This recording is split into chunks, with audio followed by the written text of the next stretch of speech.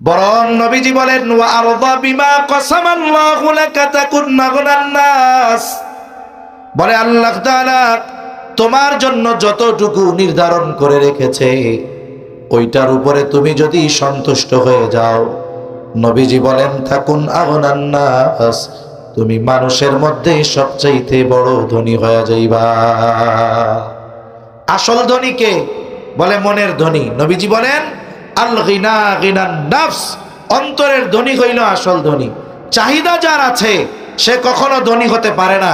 এজন্য স্বল্পে তুষ্টতা, আমার আল্লাহ আমারে যতটুক দিয়েছে অতটুক নিয়ে যদি আমি আপনি সন্তুষ্ট থাকতে পারি, দেখবেন নিজের ধনী ধনী মনে হবে। অন্তরের ধনী বলে এটা হলো আসল ধনী। চাহিদা যাদের আছে চাহিদা ফুরাবে না। রাসূলুল্লাহ সাল্লাল্লাহু আলাইহি ওয়াসাল্লাম বলেন বনি আদমকে যদি এক জমি ভর্তি স্বর্ণ দেওয়া হয়, সে আর এক জমি ভর্তি স্বর্ণের কামনা করবে। বলে বনি আদমের পেট কবরের মাটি ছাড়া কখনো ভরবে না।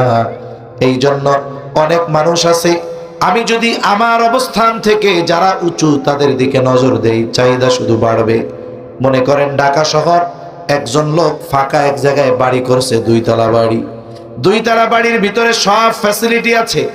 কিছুদিন পর এই 2 তলা বাড়ির পাশে আর এক ব্যক্তি বাড়ি করছে, বলে সেটা হলো 20 তলা।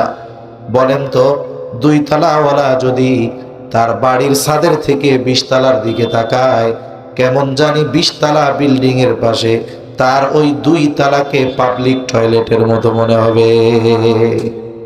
এবার মনের মধ্যে খসখসানি, ওরে আল্লাহ এত বড় বিল্ডিং আমার যদি হইতো। এবার 20 তলা হইছে, মনে করেন ওই পাশে আর একটা হইলো 30 তলা। 20 তলাওয়ালার মনে শান্তি আছে আর নাই। কিন্তু 2 তলাওয়ালা যদি একটু নিচের দিকে নজর দেয়, আহারে আমার তো 2 তলা আছে, কিন্তু এই যে রাস্তায় মানুষ শুয়ে আছে ওর তো ঘরই নাই। বস্তির মধ্যে মানুষ, এক বস্তির মধ্যে এক তাঁবুর মধ্যে 4, 5, 6, 7 জন বসবাস করতেছে।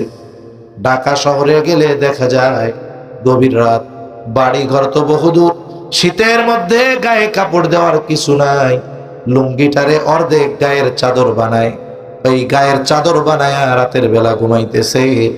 2 তলাওয়ালা বাড়ির মালিক, সে যদি ওই ধরনের মানুষের দিকে নজর দেয়, তাহলে দেখা যাবে এই 2 তলা বাড়িটা তার দুনিয়ার জান্নাত মনে হবে।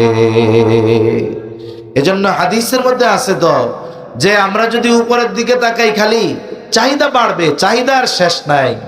ওই যে 5 মেশিন